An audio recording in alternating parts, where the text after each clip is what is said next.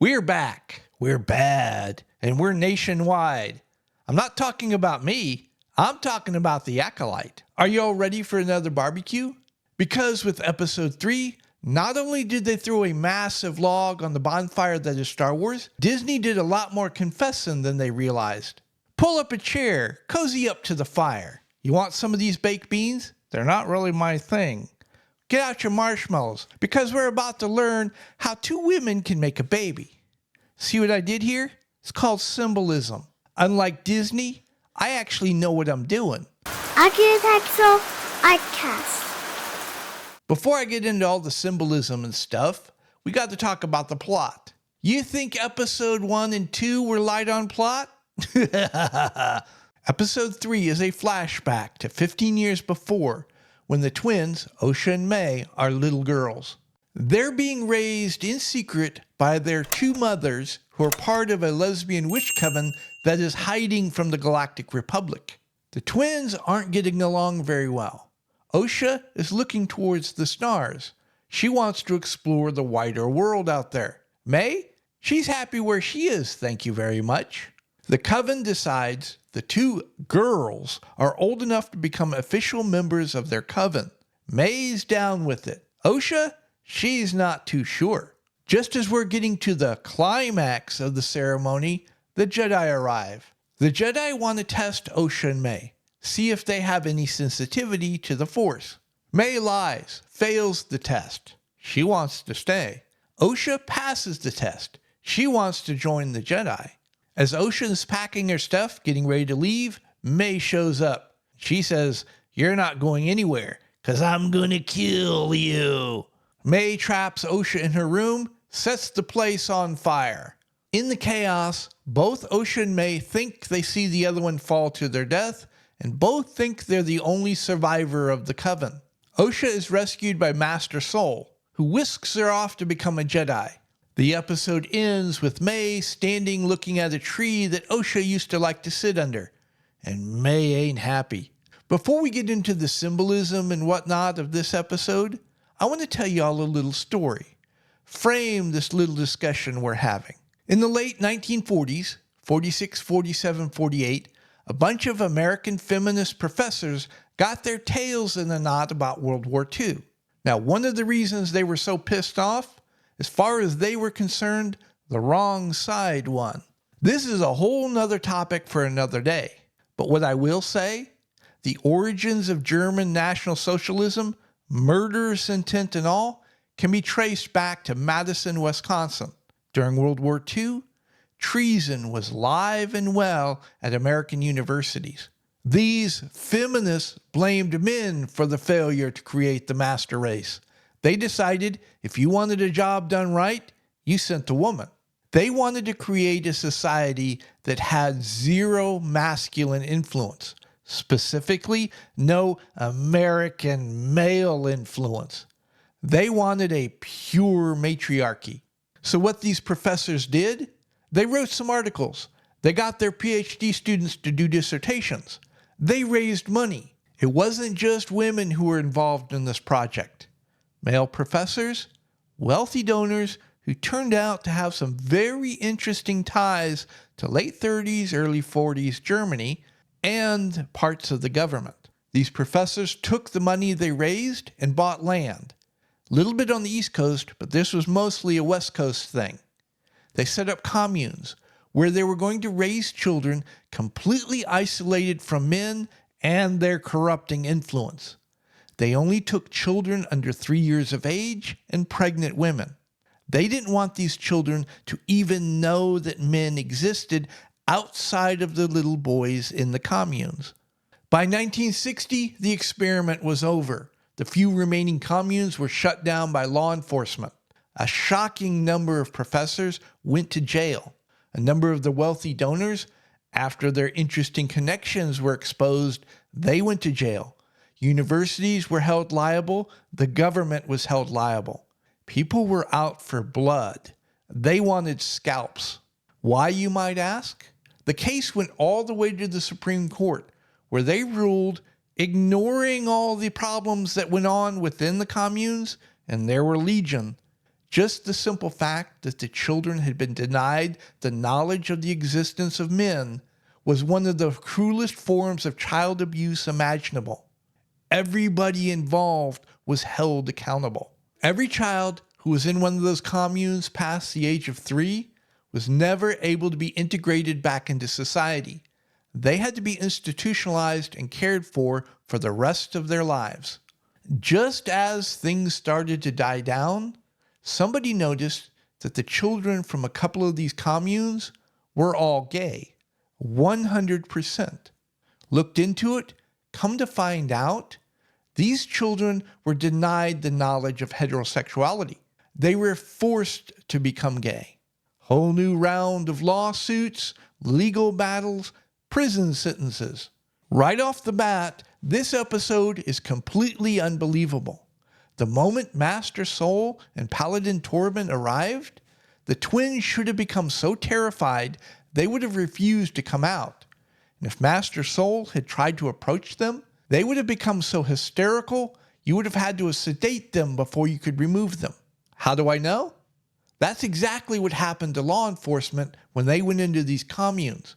These children were never able to get over their fear of men. For the rest of their lives, their caretakers had to be women. I want you all to keep this little story in mind as we move forward. Remember how Disney is framing the Acolyte. This lesbian witch coven is meant to be sympathetic, innocent victims of Jedi oppression. We're going to start with something that on the surface seems like a minor inconsistency. But the more you think about it, the more it becomes a red flag, revealing a deeper problem with the story. Do these two ships look similar? The ship where Osha takes her force aptitude test, the ship that takes her away from her family after she thinks they've all died, is the exact same ship when she's arrested. On top of that, the exact same Jedi, Master Soul, the one who gave her the test, who rescued her from the fire, took her to the Jedi Temple, became her master, is the one who arrests her. When Osha wakes up as a prisoner, does she look around and say, "This seems familiar. I've been here before. Oh, this ship brings back bad memories"? Nah. The first thing she does? Try to jump the bones of the young female Padawan. Disney can't wait, proud even, to tell us that Osha grew up isolated from other children and men.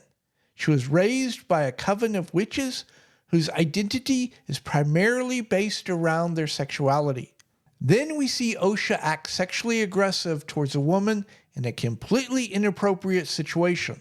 Most psychologists will tell you that's a red flag. Let's talk about some more confusing and contradictory symbolism. Remember, Disney wants us to be sympathetic towards this coven. They're the innocent victims. Where are they hiding out from the Galactic Republic? Inside a volcano. Is this Star Wars or a James Bond movie? Good guys don't hide out in hollowed out volcanoes. That's the lair of the villain. Which one are they, Disney? The witch's sacred ceremony takes place around a hole in the ground. This is actually pretty historically accurate. Anything that was found in nature that resembled female anatomy was often used as a sacred site. Disney doesn't know how to be subtle, though. What's the shape and the side of that mountain? It's a V. Since antiquity, the V has been associated with the feminine sacred. Last couple of years, authors have made fortunes trying to cram this symbol into places it doesn't belong. Oh, come on, Randy. You're letting your imagination run wild. You're seeing things. That's just a coincidence. 2 things. 1, every design decision is a conscious choice. It's meant to look like that. And 2, Disney doesn't know how to be subtle. I don't know about y'all, but I see at least 6 V's in this picture. Sledgehammer between the eyes, anyone? The witch's sacred ceremony takes place at night, in the dark, under the moonlight, during an eclipse. This is accurate. The moonlight, it is associated with the feminine, but it's also associated with madness, lunacy, evil. Which one is it, Disney? This is the thing when you start messing around with symbolism.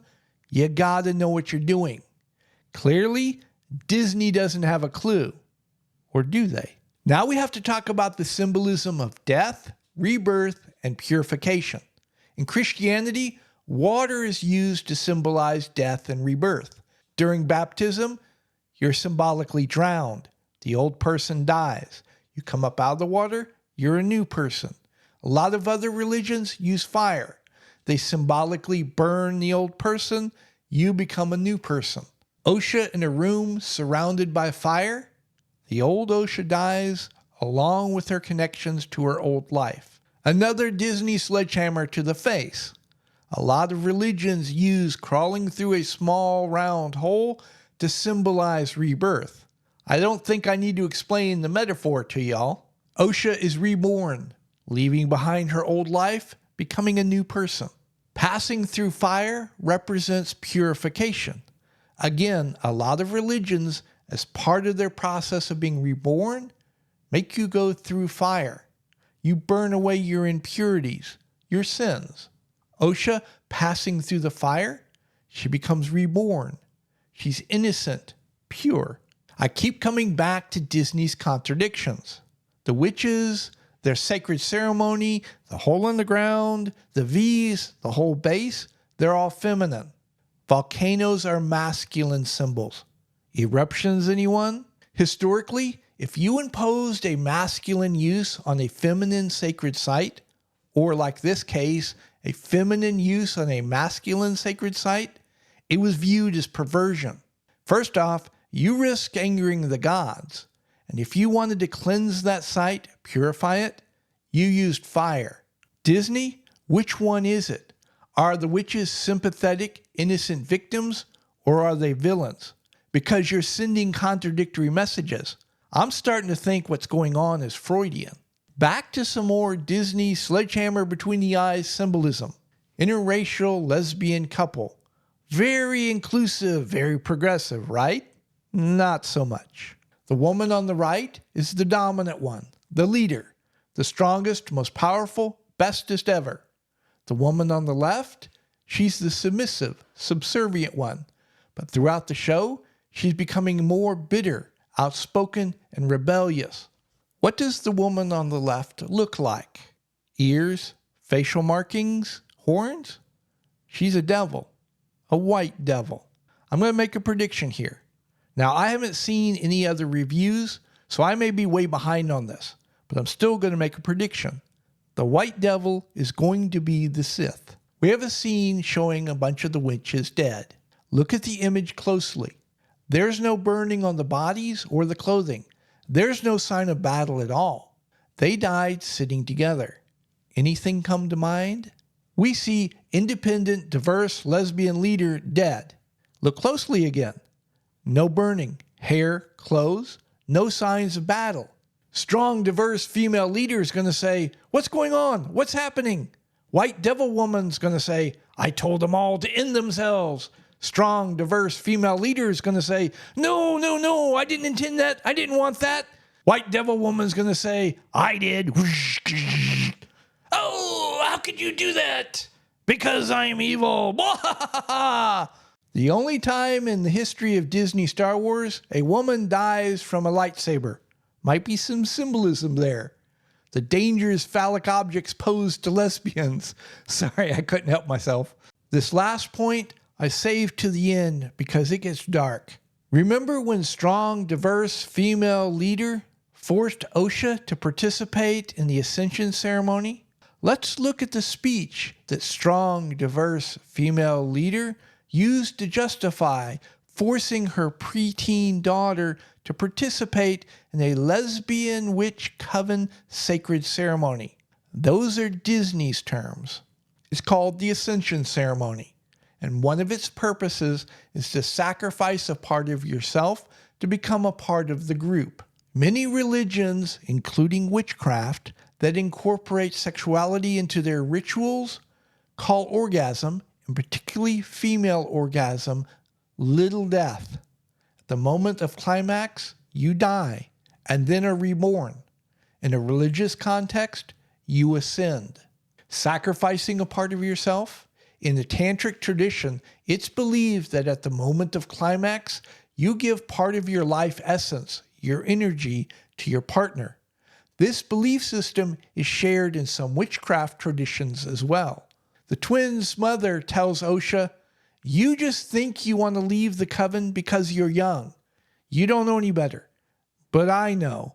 The galaxy doesn't like women like us." And there's a meaningful look and a long pause. We as the audience are supposed to interpret this to mean the Star Wars galaxy is homophobic. The last line, "I mean witches with our abilities," is tacked on, almost an afterthought. It's like somebody came along and said, whoa, do you realize what we're saying here? We need to cover our asses. We need some plausible deniability. It's tacked on because if you think about it, it makes no sense.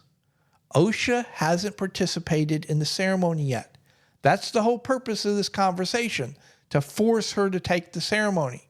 She's not a witch yet. So why would the galaxy reject her? Based on this conversation, the only reason why the galaxy would reject Osha is because it's homophobic. How would the twins' mother know that her 8-year-old daughter is a lesbian? This is the problem that Disney created for itself. By making the coven's identity all about their sexuality, by making the mother's identity all about their sexuality. I mean, the whole point of the show is two women creating twins without the need of no man. This calls into question everything else presented in the show, opens the door to some very dark, evil interpretations. We have a group of witches who are self-described social pariahs because of their behavior. They hide from the authorities. They prevent little girls from interacting with other children and meeting men. They force one of the young girls against her will to participate in a religious ceremony that at the bare minimum has very clear sexual overtones. When the authorities arrive and ask the witches, "Are there children here?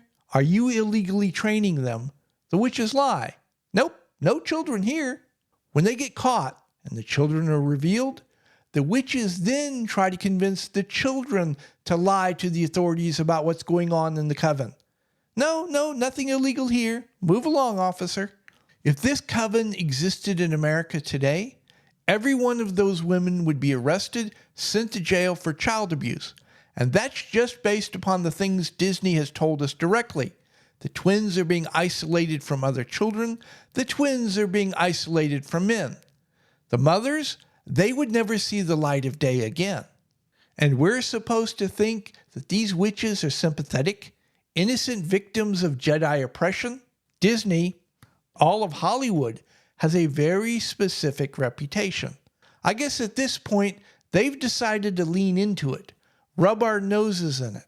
Has anybody even bothered to check Leslie Headland's basement lately? It's normally at this point that I'd start talking about the architecture and environmental design. But I'm done. I'll see you all next episode, if I got the stomach for it. At any rate, I hope I've given you all something to think about, and until next time, you all be safe. If you're still here, I really appreciate it. Thank you very much.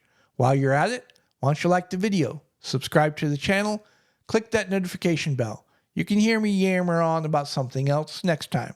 Please like and subscribe. Please leave a comment.